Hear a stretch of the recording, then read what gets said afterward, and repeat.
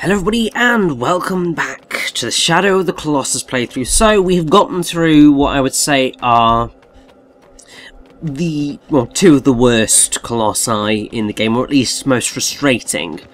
And now we're pretty much on awesomeness all the way to the end of the game. I think some people find this particular Colossi maybe a little bit underwhelming or a little bit frustrating.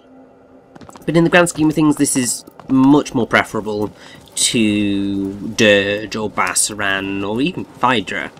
So, or Phaedra, whatever the hell it is that we want to go with. So, that's alright. And as you can see, much shorter part means much quicker journey time and much quicker battle.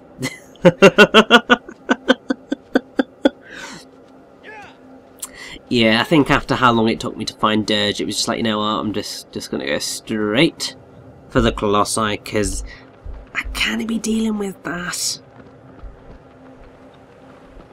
Just taking forever to get to me blooming Colossi. It's just like, no thanks, Doc. And I think, for pretty much the rest of the Colossi, bar perhaps the final one, they're all going to be gotten to in relatively short order, which I'm quite grateful for, to be honest. The length of the final part is terrifying me, obviously, because long parts tend to do that, but at least until then I've got a nice chill time, I suppose. But yes, our clue, hint, something or other for this particular fight is thy next foe is an altar overlooks the lake, a guardian set loose, it keeps the flames alive. So we've got a few clues in there as to sort of what we're going to be dealing with. Like a guardian set loose, we're going to get fire. It's going to be quite epic, I feel.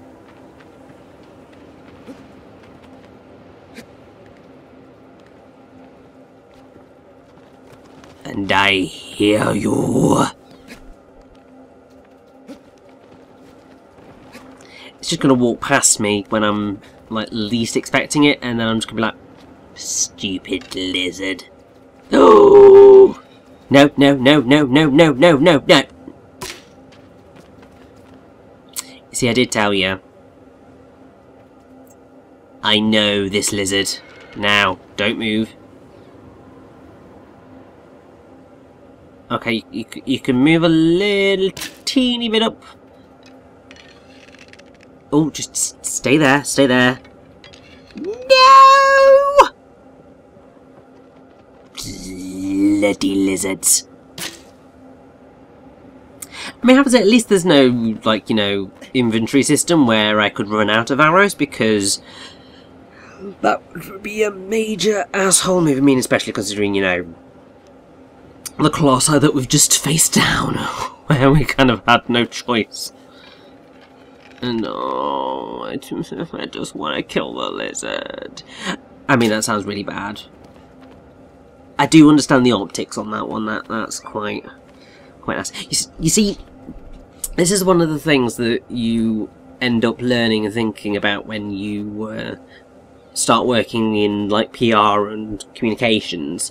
Is you're constantly thinking about how does this look, because sometimes things need to be said about situations, and you might look like an asshole at the time, but it's the right thing to do.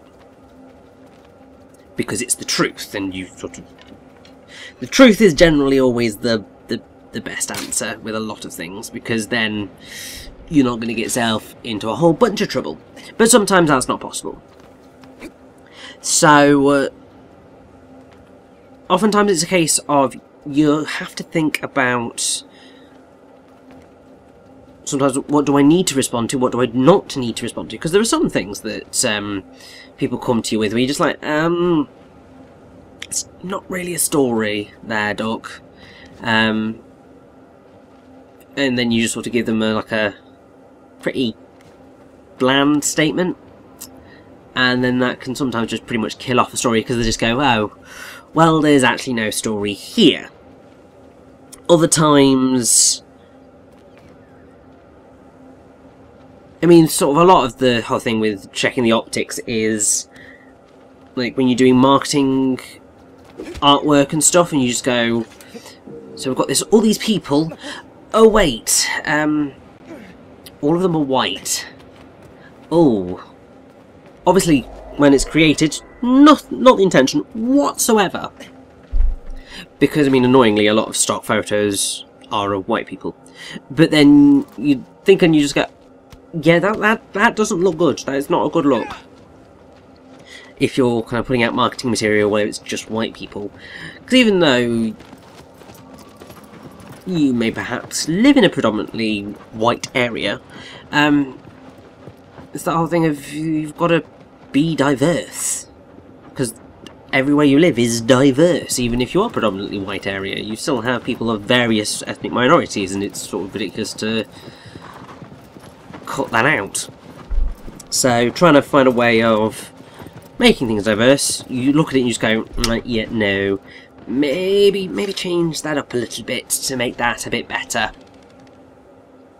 Or there are times where you end up in a situation where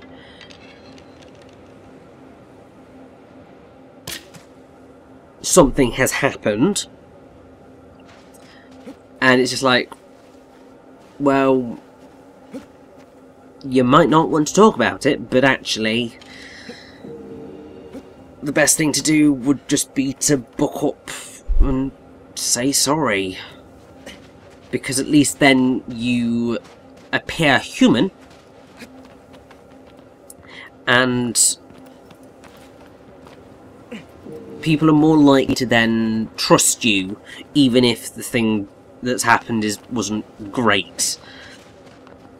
And it's just finding that balance sometimes that can be very difficult. But it's just something that you do start to get used to working in communications and PR and all that jazz. It just happens. And aggro, you can definitely get down that little jump. You've made it down far worse. But hey, now that, you know, we've had our faffing about, and yeah, our next fight is right down here, and yeah, aggro ain't going to be able to follow down there. Bloody hell. I don't know if there's a safe way down here. There probably is, but you know, we can just facepalm. We've got more than enough health in order to do that, and look! There's the entrance to where our Colossi fight is. How brilliant is that? That just worked out perfectly, did it not?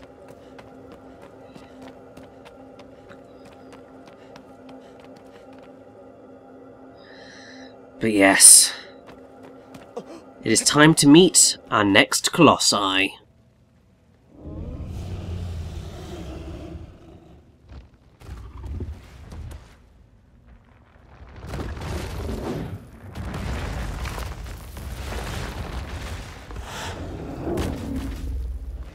This is Colossus.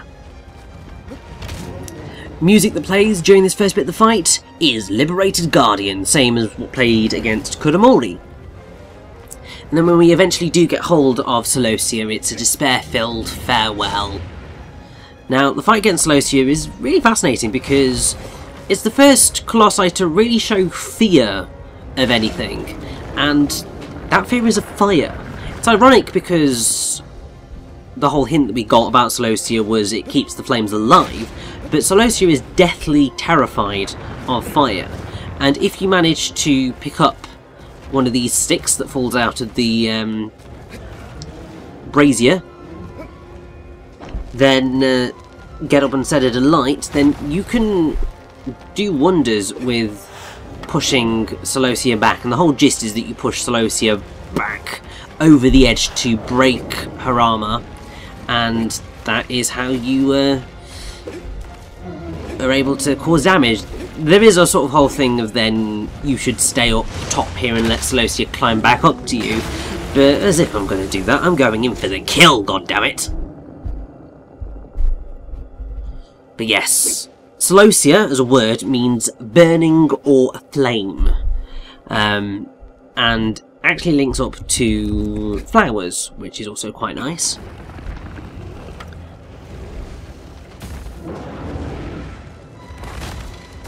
I don't know why they decided to name her after a flower, but they did. I mean, I suppose it's the whole fire thing was the main cue of it. But the Latin name is Ignis Excubiter, which is Flame Sentinel. And so it's quite fitting then that Celosia is designated as the Flame Guardian. And Celosia is a pretty easy Colossi until you do the stupid thing of, you know, jumping down here, because then actually getting on top of Celosia once, you know, she's got herself back up is a terrifying experience. It is possible to just jump onto her back, but it's a bit difficult. But once you do, it's like a proper rodeo. And it is actually quite epic. I know the whole gist of what you probably should do is that you wait until Celosia gets back up to you, and then it's just much easier to fight her in the room where you first fought. But the other thing is that, yeah, just jump down and grab her, because she is stunned for quite a while. It's just, you know, making sure that you get down and attack her quickly as to whether you are going to be able to succeed. And oh, bloody hell! That was like a proper clip through, was it not?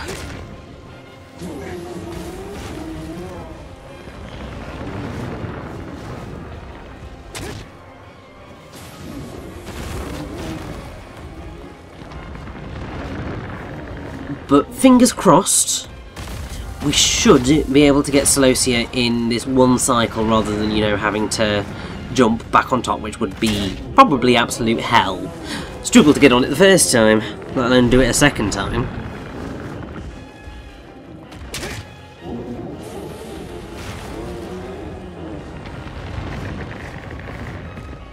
Come on, we are so close.